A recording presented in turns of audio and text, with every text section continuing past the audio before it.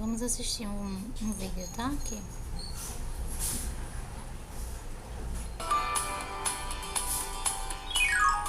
No vídeo anterior, vimos como o id, o ego e o superego se relacionam, estruturando a nossa psique. Vimos também que esse relacionamento não é fácil e um dos seus subprodutos pode ser a ansiedade.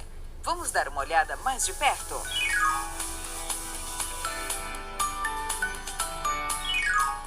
Existe uma tensão, como vimos, entre as pulsões que o id deseja realizar e as limitações impostas pela realidade externa. Afinal, o mundo não existe só para atender aos caprichos do id, então, muitas demandas precisam ter a satisfação adiada por longo tempo ou precisam mesmo ser frustradas. Outras vezes, as pulsões do id, que já foram estudadas nos vídeos anteriores, podem ser canalizadas para objetos diferentes do objeto original. Por exemplo, desejos de agressão podem ser canalizados para o boxe, ou outro tipo de luta corporal na qual a agressividade será expressada dentro de regras coletivamente aceitas. Isso é possível porque as pulsões apresentam características mutáveis, flexíveis, fluidas e podem ser gratificadas de formas alternativas. Contudo, para uma pulsão ser inibida, pode ser necessário um gasto de energia muito grande, resultando em cansaço, aborrecimento e um estado emocional doloroso chamado ansiedade. Na ansiedade, existe uma sensação de perigo iminente. A ansiedade é diferente do medo. Por exemplo, se você está andando tranquilamente e dá de cara com um cachorro enorme e feroz, você sente medo de ser atacado. Isso é medo. Já na ansiedade, você tem a sensação de perigo, mas não há ameaça nenhuma por perto. A ansiedade, para Freud, pode ser resultado de libido contida, ou seja, de pulsões não realizadas, ou pode ser resultado de experiências traumáticas. Por exemplo, uma criança pode ser severamente punida por realizar um ato e, quando chegar à idade adulta, experimentar ansiedade ao se sentir inclinada a realizar um ato semelhante, ainda que a pessoa não se lembre mais da punição.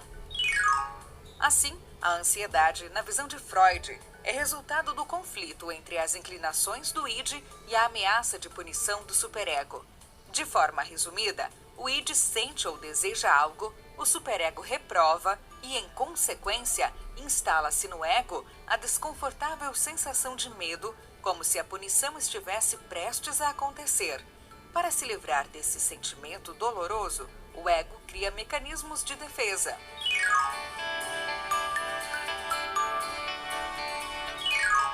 Mecanismos de defesa são estratégias que o ego coloca em ação para evitar entrar em contato com aqueles aspectos da personalidade que são reprovados pelo superego e que por isso podem gerar ansiedade. Mas quando a realidade externa é o que nos amedronta, alguns desses mecanismos também são usados.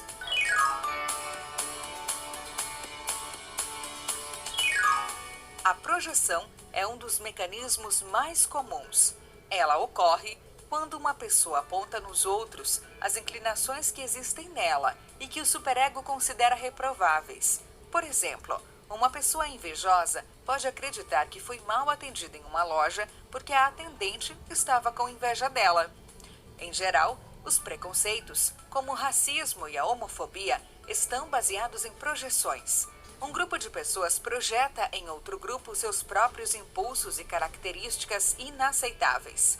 Pela projeção, as inclinações internas e inaceitáveis são projetadas para fora e vistas como externas.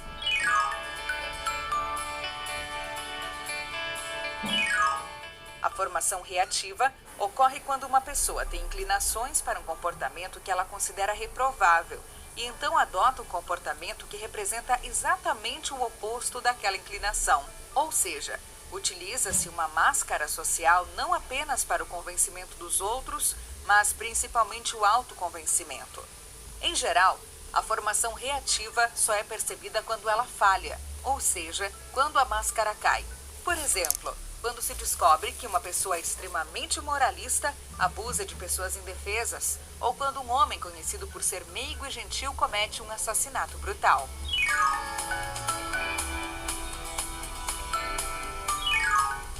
racionalização, uma ação inaceitável que foi cometida é reconhecida, mas a intenção por trás da ação não.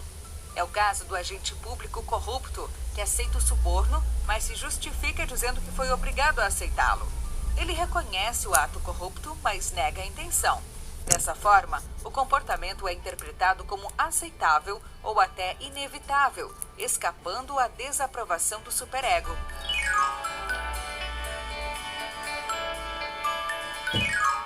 A negação pode acontecer de duas maneiras: negação da realidade ou negação de um pensamento ou desejo. Na negação da realidade, um evento frustrante ou doloroso, como a morte de um ser querido, é negado como forma de se proteger psicologicamente daquela dor. São conhecidos casos de crianças que, após a morte de um bichinho de estimação, continuam enchendo e esvaziando suas vasilhas de comida e água todos os dias. Já na negação de um pensamento ou desejo, a pessoa se recusa a admitir o que sente. Por exemplo, ela pode dizer furiosa que não está com raiva, embora a fúria seja evidente. Ou pode negar que deseja um objeto que não pode ter ou cuja posse seria considerada socialmente reprovável.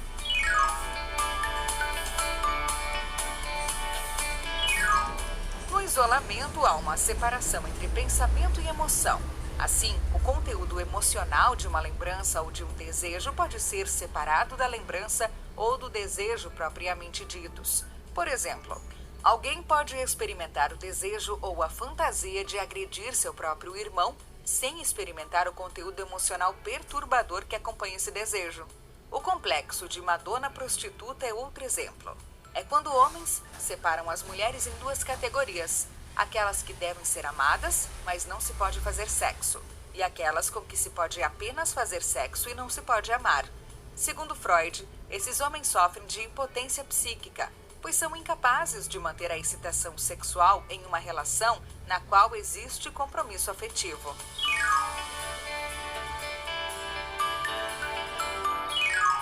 No deslocamento, nós redirecionamos um impulso agressivo para um objeto que não seja ameaçador. Por exemplo, após levar uma bronca do chefe, você pode redirecionar sua agressividade gritando com um cachorro ao chegar em casa.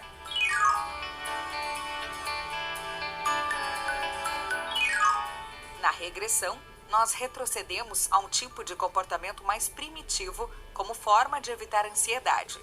Freud fazia uma analogia entre a regressão e as águas de um rio, que de repente se deparam com um obstáculo difícil de ser transposto. As águas retornam e voltam a correr por antigos canais que já tinham secado.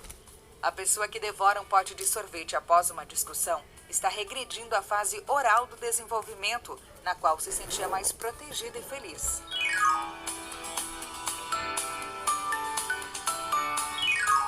Na sublimação, uma pulsão é canalizada para um objeto diferente do original. Geralmente um objeto considerado culturalmente superior. No filme Frozen, a personagem Elsa canaliza sua agressividade para construir um castelo de gelo em vez de ferir as pessoas. Pela sublimação, em vez de a pulsão ser enfrentada, ela é orientada para finalidades belas e nobres. Alguém que tem pulsões agressivas destrutivas pode sublimá-las, tornando-se um excelente lutador de boxe, um bom açougueiro ou mesmo um médico cirurgião. De acordo com Freud, a essência da civilização está na capacidade de sublimação, ou seja, de canalizar as energias sexuais e as energias destrutivas para finalidades nobres, como a literatura, as artes, a arquitetura, a ciência e todas as demais conquistas civilizatórias. Para Freud, sem a sublimação, ainda estaríamos na Idade da Pedra, gratificando nossas pulsões com sexo e pancadaria.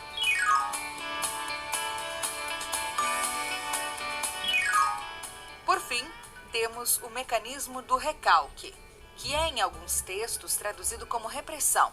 É um mecanismo de defesa fundamental e o mais estudado por Freud. No recalque, o pensamento, sentimento ou desejo inaceitável é simplesmente descartado para o inconsciente, o que requer um gasto de energia permanente para manter o indesejável longe da consciência. Veja o que diz a psicanalista Evelyn Ditzer. Por que será que todas essas coisas que ficam recalcadas no inconsciente, como a gente diz em psicanálise, não aparecem todo o tempo para a gente na consciência. Porque existe essa instância psíquica, que é uma instância que censura os traços de memória que trouxeram sofrimentos anteriores, para que eles não possam ficar o tempo inteiro convivendo com a gente na nossa vida desperta. Então, a gente pode pensar que o uso que a gente faz cotidiano do recalcado, aquele cara é um recalcado, é exatamente o contrário do que a psicanálise quer dizer. Porque se aquele cara fosse muito bem recalcado, ele não sentiria angústia. Nada daqueles traços de memória que trouxeram sofrimento passariam por essa instância que tem a capacidade de nos proteger do sofrimento que a gente já viveu e não trazer essa memória da angústia. O problema é que o psiquismo funciona o tempo inteiro e o inconsciente fica o tempo inteiro tentando trazer aquelas ideias recalcadas para a consciência. O nosso recalque, essa instância psíquica, ela é sempre um pouco falha. Portanto, nós sofremos de angústia. Nós sofremos porque não somos muito bem recalcados. O recalque é em si um mecanismo de defesa, mas ele também tem um papel coadjuvante em todos os demais mecanismos de defesa do ego. Ou seja, sem uma dose de recalque, os outros mecanismos não conseguem operar de maneira eficaz. Nós estamos o tempo inteiro fazendo uso de uma mescla de todas essas defesas que acabamos de ver.